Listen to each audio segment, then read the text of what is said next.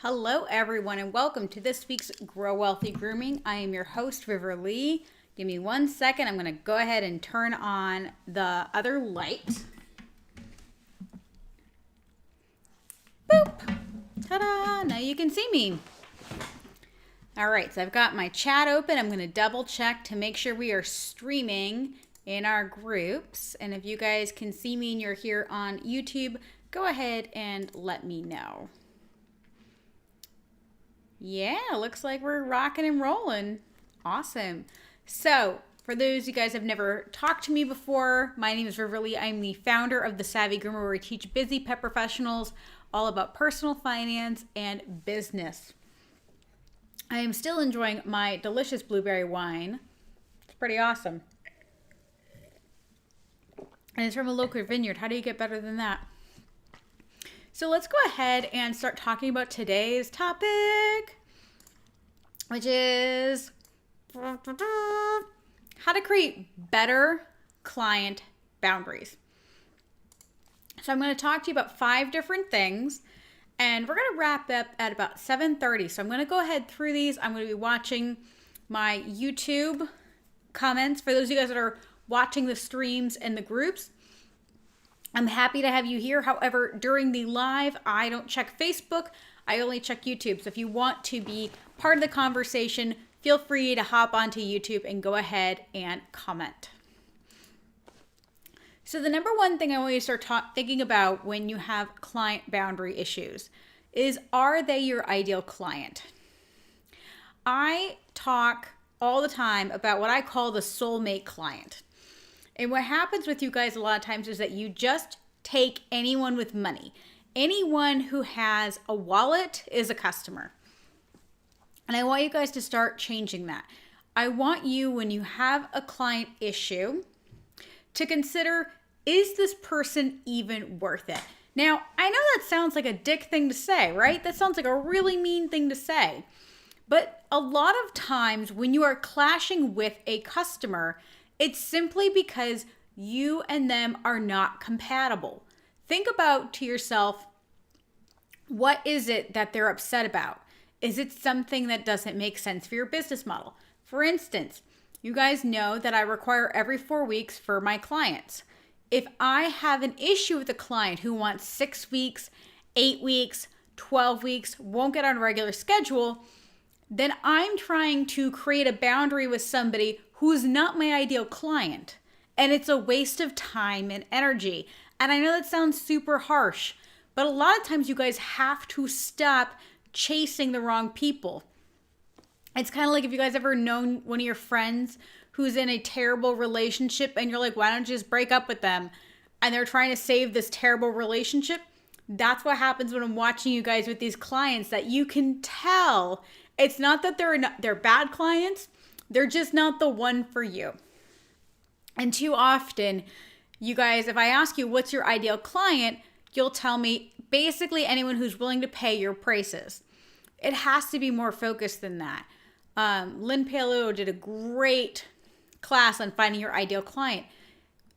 You will find a lot of these issues melting away when you create better boundaries, but part of that is going to be making sure that they are the correct client for you.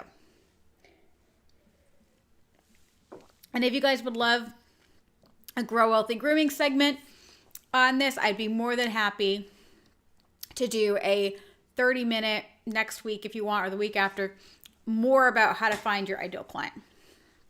Okay, so number 2, how often do we put ourselves in our clients' shoes? I find more often than not, what happens with you guys is that you're not actually putting yourself in their shoes. And I understand you're like, what does that have to do with boundaries? If you create a boundary that isn't sustainable, that's just mean. It's not sustainable. For instance, I see a lot of people that require the person to pick up their pet 30 minutes after giving a phone call. But what happens is that you have a 4-hour window to get the dog done, and then you expect the owner to come when you call within 30 minutes. And most of the time you guys want busy professionals. And it's a little unrealistic. You cannot create that boundary if it does not make sense to the client. All you're going to do is have someone become more resentful and rebellious. For instance, if I drop off my dog and I ask you, when will my dog be done? I have a standard poodle. And you say, well, it could be anywhere between 2 and 4 hours. It's a 2-hour window. And I say, okay, I live about 30 minutes away. I'm going to run some errands. If you could give me an hour warning, that would be great. And you say, okay. And then when you call, you say, okay, Rory, my dog is done. And, you have 30 minutes. After 30 minutes, you are going to be charged. One, I'm sitting there going, why am I going to be charged when I let you know for an hour? And two, you feel like in this instance that you set a boundary of being able to be picked up in 30 minutes, but you didn't put yourself in that person's shoes and consider how many of us can honestly drive 15, 25 minutes to go pick up our pet with only 5 or 10 minutes notice. The reason I'm saying consider that is because a lot of you guys are creating boundaries and then you don't understand why people aren't living up to your expectations. And a lot of times it's because it's just not fair to the client, as you're not putting yourself in their shoes. All right, let me make sure. Oh, don't mind me. All right. Oh, we got some people. No quarter canine saying I need this so much. Oh, I'm so glad. And Stephanie is saying that's what my new requirements are. 4 weeks. I'm still adding once in a while clients. Yep. And that's a healthy boundary. This is my standard. This is my expectation. If you don't meet it, then that's fine. And that's something too, Stephanie, like we talked about. Are they your ideal client? If your boundary is every 4 weeks, there's no point in being upset with a client who's a once a year or twice a year pet because they're not going to get on a 4-week schedule. Because there's nothing you're going to do to get that client on the schedule. So your boundary is irrelevant. All you're doing is frustrating yourself. All right. So my next tip for you guys for for better client boundaries, number 3, is going to be clear communication. I love the quote, to be unclear is to be unkind. Often we think that giving them a 4-page policies, procedures, that they're going to read through all that. As somebody who's been an Apple connoisseur forever, I have yet to ever read the terms and conditions of my Apple, my watch, anything like that. So make sure that your boundaries are clear and they're easily understood. For instance, if my boundary going back is the pet to be picked up within 30 minutes, then I have to set the clear expectation to the client. One way I did that in my business is that we had a 3-hour window for bath dogs and a 4-hour window for groom dogs. We could definitely call you between 2 and 4 hours for groom dogs and 2 to 3 hours for bath dogs. That said, they knew no matter what, that dog would be done if it was a bath dog at 3 hours, if it was a groom dog at 4 hours. So they did not need to wait for a phone call. That was able to set a precedent that they had a 30-minute window past the 4 hours. So they knew the latest they could pick up was this. And they could schedule the rest of their day. So I set the boundary of we're not going to sit here and watch a goddamn dog all day. But we were able to clearly communicate that in a way that we put ourselves in the client's shoes and able to help them. No quarter canine says, I am only expecting 8 weeks or less clients. They must pre-book and I let them know from day one. That's perfect. Whatever it's going to be. And, I'm assuming that these people are your ideal clients and they understand. I think that's perfect. I think setting those boundaries and making sure that those boundaries are, I hate to say it, but make sure they make sense. A lot of times you guys want these more high-end clients or want these clients that come in regularly. And then there's a little hiccups where there's inconsistency and things like that. Not you, but just in the general sense. Make sure that it makes sense. So with the clear communication, make sure you guys have heard me before talking about client onboarding, right? And a client flow. So with my clients, not now because we're full, but before we were full, what we would do is we would have them go to the website. They would fill out a contact form, and we would go through the contact form, and it would state things like we only do pets every 4 weeks, what breed, etc. And so basically we had the form. At that point, we would then call them to make sure, basically so I could smell the crazy.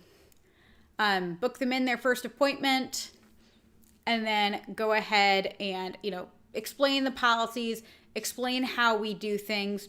That way they understand how we work. So for instance, right now in my mobile business, I don't go to people's doors. They bring the pet to me. And for me, that's a clear boundary because I don't go in people's homes. Why? Because I'm avoiding having them ask me to chase their cat. I can't tell you how many people are like, it's stuck in the bathroom. And I'm like, that's perfectly fine. We're happy to charge you the $50 travel fee. Go to the next pet and come back if we have to.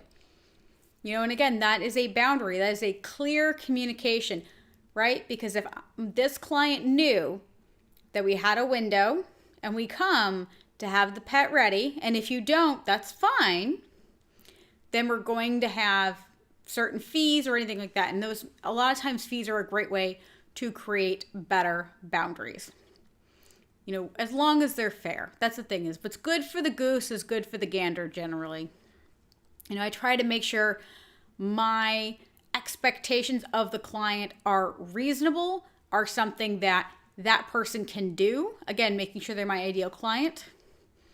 If you have somebody, if your ideal client has, is a young family, you've got to think about somebody with 3 little kids is far less likely to be able to pick something up right on time because they're going to have to strap 3 kids in the minivan.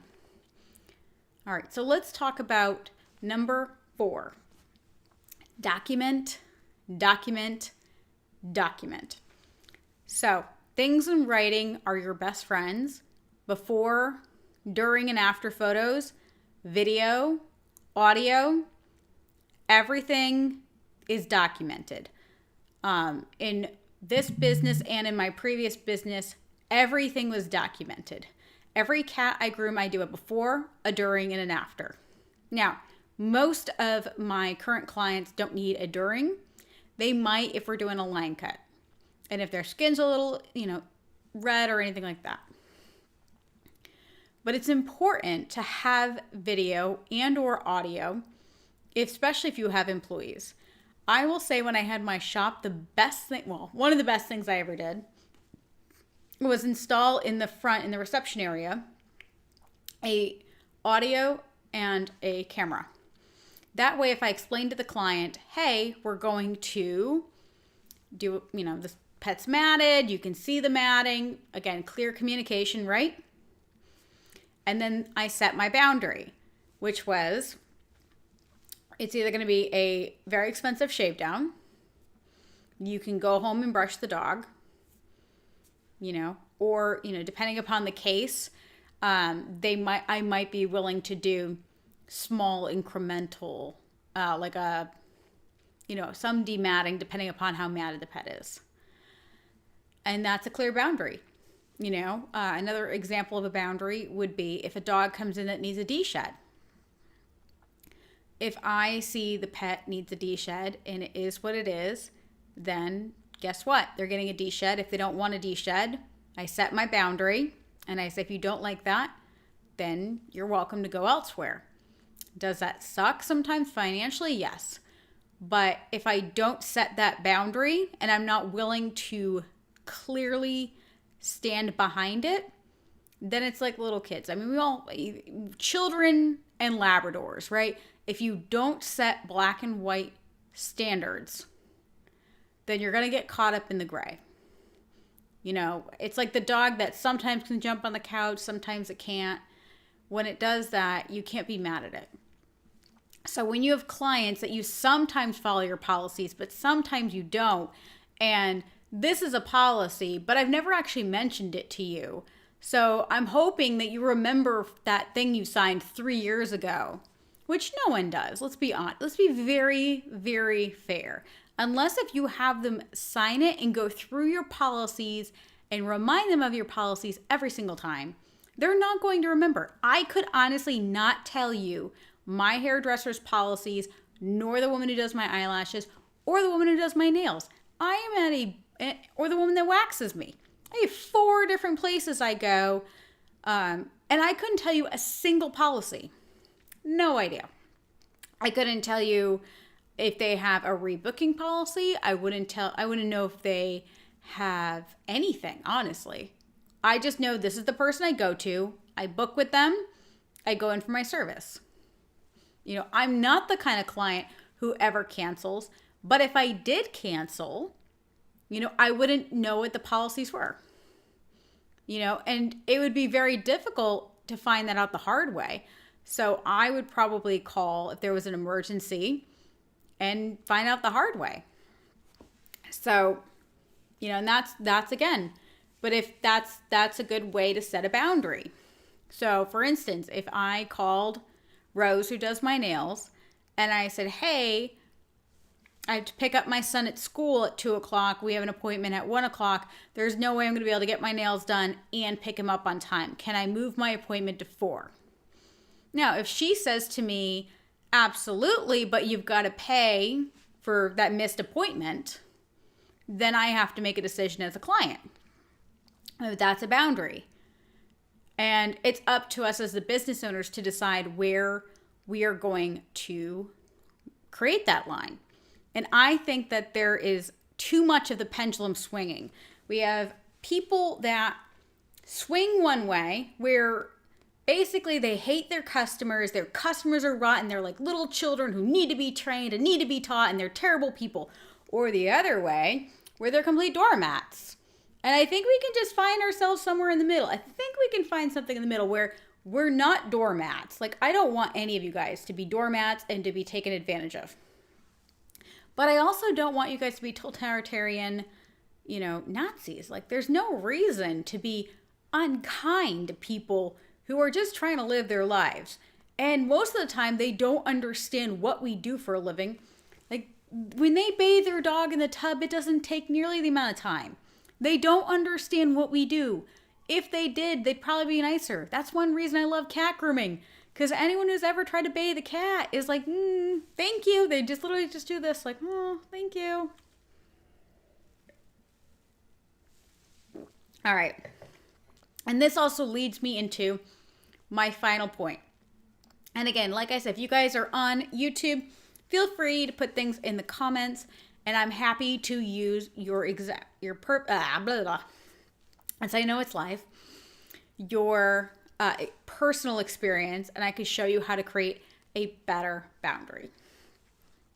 So I know I've said this before, and some people get a little offended by it, but I want you guys, which is number 5, to stop having unhealthy codependent tendencies. Now, before you freak out, and I don't pretend to be a medical professional, I'm not diagnosing anybody, but I want you guys to just hear some common codependent behaviors. An exaggerated sense of responsibilities for the actions of others. How many times do groomers feel they're responsible to take care of a pet that's not theirs, even though that owner is the one who didn't brush the dog and it got matted? A tendency to confuse love and pity with the tendency of love for people they can pity or rescue. I can't count how many times you guys talk about how you want to save not just the dog, but this customer. Like, you'll have a customer who has financial issues and you take that on your own. I can't tell you. And I think a lot of times you guys confuse that pity and that love feeling. There's also a tendency to do more than their share all the time. I always tell everyone who's not in the pet industry, say, groomers are my people. They're my people because they will give you the shirt off their back. They will do anything for you. Now, I want you guys to be kind and good, but I don't want you guys to, again, be taken advantage of. So finding that in between is, again, the goal. A tendency to become hurt when people don't recognize their efforts. How many of you guys, and I love you, but it's a little toxic, you almost get so excited when, like, I'm in all these memes, like when someone says, I'll pay you full price for your art. You know, you guys get really excited about that. But how many times do you guys, get almost offended when someone mentions the bow when the dog the dog walks out, instead of being like, oh my God, Fluffy's so cute. They're like, oh my God, Fluffy's bow is so cute. And you're like, bitch, did you see how I hand scissored this dog? Do you see how beautiful it is? A lot of you guys get hurt because someone doesn't recognize what you did didn't specifically applaud your effort. I'm gonna sip this. An unhealthy dependence on relationships. The codependent will do anything to hold on to a relationship to avoid the feeling of abandonment. How many of you guys refuse to increase a dog's price by $5 because you're afraid they're going to leave you? Which is bananas. Bananas, guys. An extreme need for approval and recognition. Again, I love you guys. A lot of you guys are almost crying out for someone to recognize how good you are at grooming. And I understand that sometimes we have a very thankless job, but when you feel good at what you do, you don't need others to pat you on the back. A sense of guilt when asserting themselves. Again, I love you guys. How many times when you guys step up and create these boundaries, do you almost feel guilty? You feel guilty reminding clients what your policy is and enforcing it. A compelling need to control others. And again, this is not necessarily you guys, but that's another common one. A lack of trust in self and or others. I mean, groomers can be a little bit untrusting, not intentionally. A fear of abandonment or being alone. Again, a lot of you guys will try to hold on to these toxic clients that do you no good, and you will tell me it's because of money. But here's the lie. You will tell me it's because you don't have enough money. But then when I ask you how much money you need to earn, you don't know.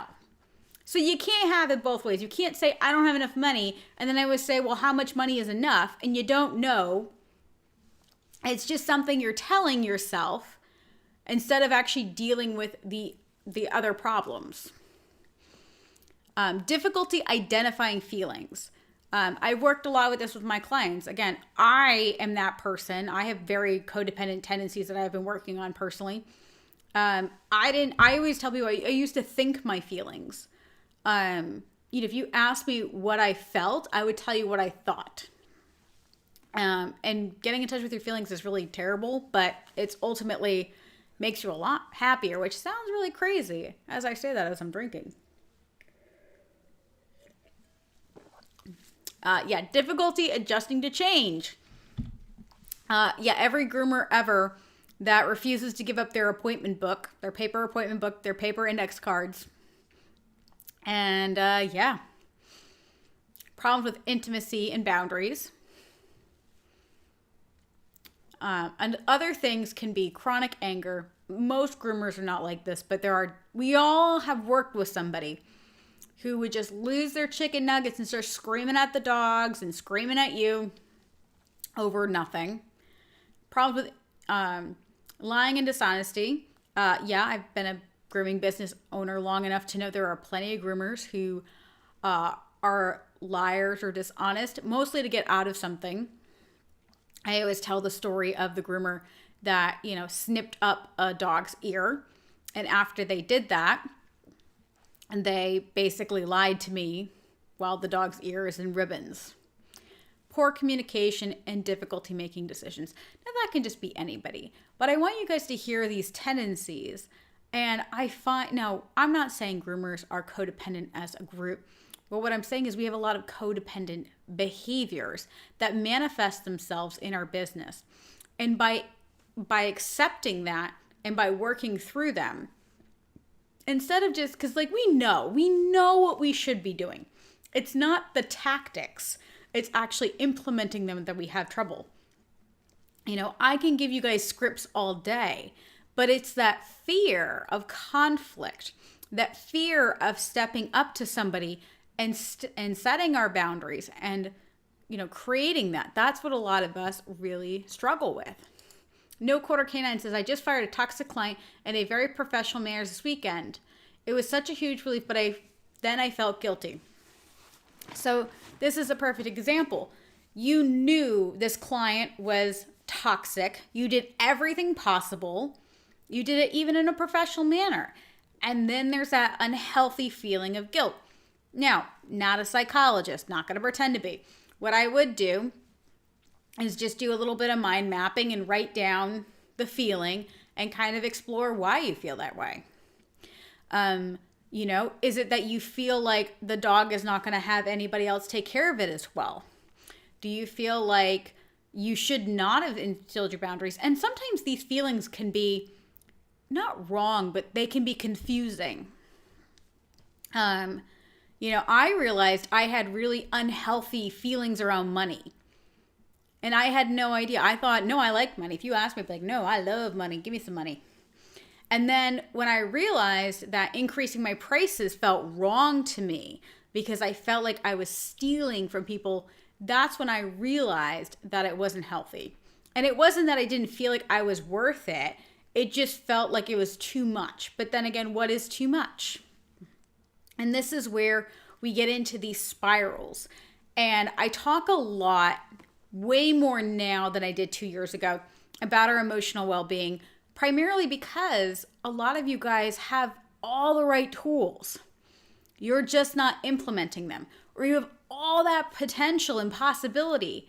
You're just getting stuck in these emotional roadblocks. And the more I learned about my emotional roadblocks, the better I was. You know, you guys, I almost wasn't here doing Grow Wealthy Grooming and doing Savvy Groomer if I listen to my toxic self tells me all the time, nobody wants to hear you. No one cares. No one wants to listen to you talk. Who are you? But if I listen to that voice, I know I can't help the people that I'm meant to help. So, yeah. And I think that by taking these tools, it's not just going to create boundaries. It's going to create better boundaries for you guys. And yeah, if you guys are in my Savvy Pet Professional group. Oh, where's my icon? I gotta this is bloop. If you guys are not already, please join my free Facebook group called Savvy Pet Professionals. There you guys can ask me examples of that. Or if you guys have ideas for what you'd like me to do in future Grow Wealthy Grooming live shows, I'd love to do that. I love seeing you guys. It's really fun. And let's just slide right into, there are 3 main ways to work with me. Now, if you're ready to take your business to the next level, but you need that one-on-one help, consider doing one-on-one coaching. You can purchase it hourly, but your best rates are going to be monthly, and that starts at $9.97 a month. If you are looking to take some of these small ideas, we have so many new workshops going on in my Grow Wealthy Grooming membership. You can purchase these individually for $47, but I would highly suggest purchasing the monthly library at $35 a month. And if you haven't already, if you have not heard about my online course called Personal Finance on a Leash, it is an online course teaching you how to work with your personal finance and how to make it work for you. We just started last week our new boot camp. And if you sign up this year for Personal Finance on a Leash, you will get an entire year free of my new credit report